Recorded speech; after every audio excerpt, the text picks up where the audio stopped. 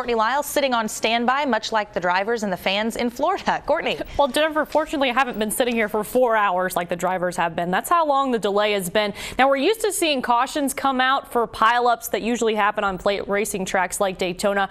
But today, it's the weather keeping the cars in the pits. Okay, so Tennessee Vanderbilt, the score difference on this game, not what was expected today. No, not at all. And anytime Tennessee fans get to beat Vanderbilt, I don't care what sport it is, it's going to bring a smile to their face. Sure. So Tennessee fans smiling today. We keep saying it, every game crucial for Tennessee from here on out. Today they welcomed in Vandy, and I can say nobody saw this performance from the Vols coming. Tennessee, of course, retiring Dale Ellis's number 14 before the game, a two-time All-American while on Rocky Top.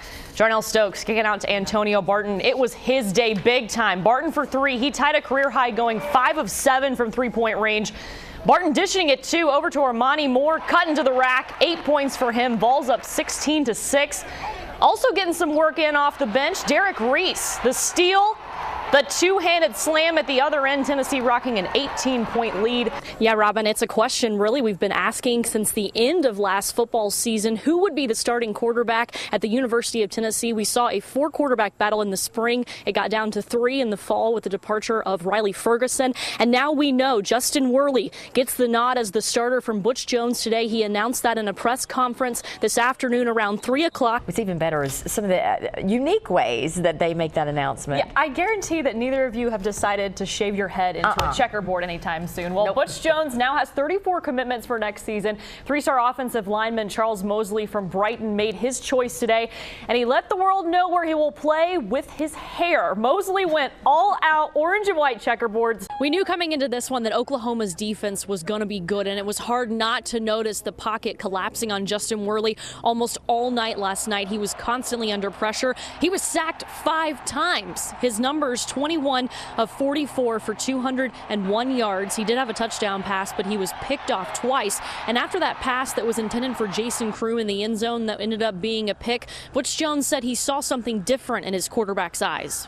Hey, Nick, well, like you talked about, Tennessee was able to keep up for a while. It was really neck and neck until about the middle of the second quarter. And Tennessee's first touchdown coming from Rajon Neal. It was a 17-yard run for him, and it kind of looked like when he got to the outside that he wasn't expecting to have so much open field in front of him. But he did get the score there. And then Tennessee thought they might have a momentum shift. Jaquez Smith getting the pick 6 off of Nick Marshall, reading the play almost perfectly, taking it in. But then almost immediately after that, Auburn snatched the momentum back. Less than 1 month until the first football game. The countdown is seriously on. We've been counting down for a while, but it's really getting close now. Now, practice number 2 of fall camp is finishing up right now over at Haslam Field. Still in just helmets for Team 118 as they hope to carry over yesterday's energy into day 2. Now, the Vols started early this morning with meetings at 7:30. Hey, Nick, it is a perfect day for baseball out here. Some of the Barons still taking BP behind me.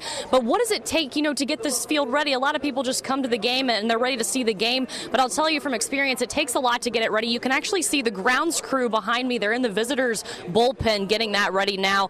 And for them, it's an all-day process.